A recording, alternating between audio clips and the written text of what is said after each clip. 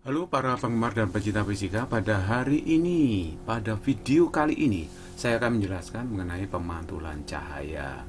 Kita tahu cahaya itu adalah gelombang elektromagnetik yang bisa memantul atau mengalami refleksi. Misalkan saya punya benda yang bisa memantulkan cahaya, anggap aja ini cermin ya. Nah, yang atas ini bagiannya mengkilap. Kalau ada sinar datang padanya, maka dia akan dipantulkan. Jadi misalkan ini sinar laser warna merah datang pada cermin, dia pasti akan dipantulkan begitu.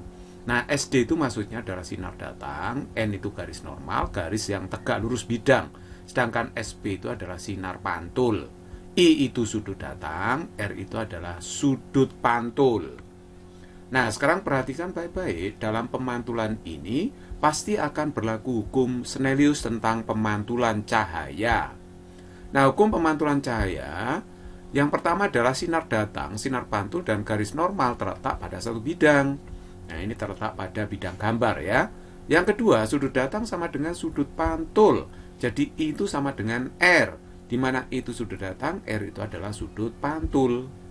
Untuk lebih jelasnya saya akan berikan contoh soal. Contoh soal yang pertama, seberkas sinar laser helium neon dijatuhkan pada cermin datar secara tegak lurus. Jika cermin itu sekarang diputar 30 derajat terhadap posisi semula, maka sudut pergeseran sinar pantul sebesar berapa? Nah, kalau saya gambarkan demikian ya, ini cerminnya, ini cermin datarnya, ada sinar datang, nah begitu, secara tegak lurus, maka dia akan terpantul kembali, akan dipantulkan. Jadi ini sinar datangnya, nah yang ke kanan berarti sinar pantulnya. Nah, N itu adalah garis normal. Nah, garis normal bidang tentu saja akan berimpit dengan sinar datang, sinar pantul, begitu ya. Nah, sekarang perhatikan baik-baik. Katanya cermin datar itu diputar 30 derajat. Misalkan aja diputar searah putaran jarum jam 30 derajat. Apa yang terjadi kalau cermin ini diputar 30 derajat searah putaran jarum jam? Nah, maka automatically garis normal pada cermin tadi juga akan berputar 30 derajat. Jadi awalnya tadi kan di sini garis normalnya, ya kan? Awalnya di sini. Nah, karena cerminnya vertikal seperti ini, begitu cerminnya diputar miring begini, maka otomatis normalnya akan berputar sejauh 30 derajat juga, karena cermin diputar 30 derajat. Nah, berdasarkan hukum pemantulan cahaya bahwa sudut datang itu sama dengan sudut pantul. Jadi kalau garis normalnya yang di sini ya, ini garis normalnya untuk cermin yang miring ini ya. Maka kalau sudut datangnya 30 derajat, nanti sinar akan terpantul dengan sudut pantul yang sama 30 derajat. Nah, padahal kita tahu tadi sinar pantul awalnya kan horizontal, arahnya ke kanan gitu kan ya. Nah, sekarang kalau cerminnya dimiringkan, ternyata sinar pantulnya seperti ini.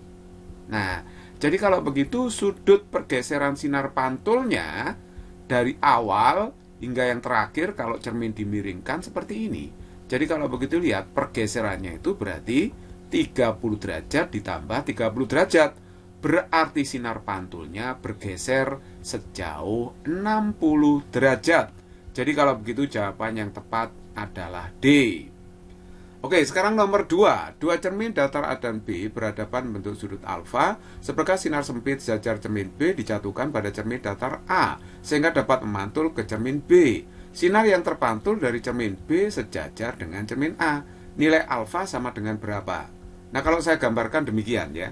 Cermin ini harus berhadapan dengan sudut lancip, ya, bukan sudut tumpul. Jadi ini maksudnya ada sinar dijatuhkan pada cermin A, lalu memantul ke cermin B, memantul lagi sejajar dengan cermin A, seperti ini. Ya, ini dikatakan sinar yang terpantul dari cermin B sejajar dengan cermin A. Jadi kalau saya gambarkan seperti ini, jadi sekali lagi sinar datangnya sejajar cermin B, sinar pantulnya yang ini sejajar dengan cermin A. Nah, sudut yang dibentuk cermin A dan B yang berhadapan ini adalah alfa. Nah, secara geometri, kalau di sini alfa, maka ini juga alfa sudutnya, karena ini sudut yang sehadap. Ini kan sudut yang sehadap ya. Nah, kalau di sini alfa, maka di sini pun alfa juga kan? Sama, karena ini sudut sehadap. Nah, sekarang kita terapkan hukum pemantulan cahaya. Di cermin A, sudut datang ini akan sama dengan sudut pantul. Sehingga sudut ini alfa, maka itu pun alfa, sama kan? Nah, seperti itu. Karena hukum pemantulan cahaya. Sama juga di sini. Ini kan sudut datang itu harus sama dengan sudut pantul. Berarti kalau ini alfa, maka sebelahnya juga alfa. Nah, sekarang perhatikan. Ini kan segitiga sama sisi ya. Jadi kalau alfa ditambah alfa tambah alfa ya 180 derajat. Sehingga alfanya dapatnya adalah 60 derajat.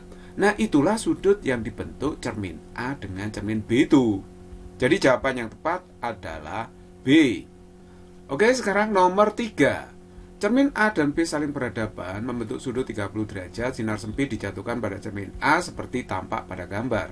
Panjang sinar pantul yang pertama dari cermin A ke B adalah 12 cm. Ini ya, 12 cm. Setelah sinar mengalami pemantulan pada cermin B untuk pertama kali, maka sinar pantul akan jatuh pada cermin A pada jarak berapa dari titik C. Ini titik C-nya ya.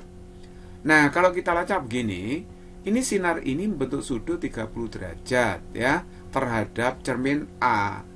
Nah, kalau ini 30 derajat sudutnya, berarti ini sinar yang datang ini sejajar dengan cermin B, ya kan? Nah, sinar ini akan terpantul ke cermin B. Nah, dipantulkan seperti ini, jedes ke sini ya. Nah, sekarang perhatikan baik-baik. Berdasarkan hukum pemantulan, kalau ini 30 derajat, maka yang itu juga 30 derajat. Ya, karena akibat sudut datang sama dengan sudut pantul. Nah, kalau saya gambar garis normalnya sebenarnya di sini, sudut datang yang ini sama dengan sudut pantulnya yang itu. Jadi sudut datang sama dengan sudut pantul, sehingga ini kalau 30 derajat, ini juga 30 derajat, sama kan? Nah, oke, sekarang perhatikan baik-baik.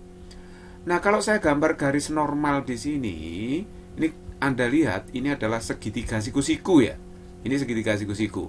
Kalau ini sudutnya 30 derajat, maka yang di sini itu pasti 60 kan. Karena ini 90 derajat sudutnya.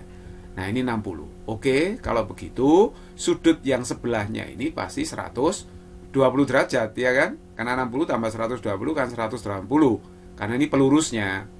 Nah, sekarang perhatikan, yang sudut ini berarti 30 derajat, ya kan? Lu kok bisa? Lah, karena ini kan segitiga kan ini ya, segitiga. Jumlah sudutnya harus 180. Nah, ini 120, ini 30, ini 30. Jumlah total kan 180. Betul, di sini 30, kan gitu. Nah, sekarang perhatikan, yang di sebelahnya juga 30, karena sudut datang harus sama dengan sudut pantul, ya kan?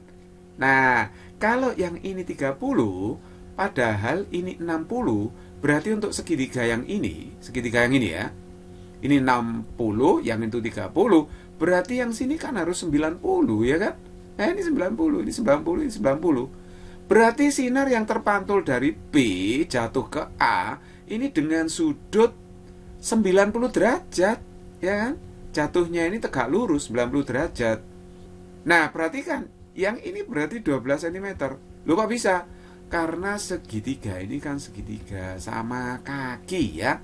Segitiga sama kaki. Jadi ini kan sebenarnya garis tingginya itu. Nah, ini kalau 12, maka di sini juga 12 ya, secara otomatis.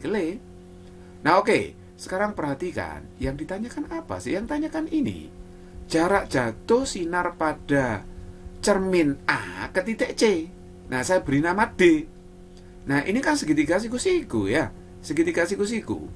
Nah, kita tahu bahwa cos 30 derajat itu ya samping dibagi dengan miring. Berarti D dibagi dengan 12 kan. Nah, cos 30 itu setengah akar 3. Nah, sama dengan D per 12. Berarti D-nya adalah 6 akar 3 cm. Jadi jarak sinar jatuh pada cermin A dengan titik C itu adalah 6 akar 3 cm. Jadi jawaban yang tepat itu adalah D, ya kan? It's very easy problem.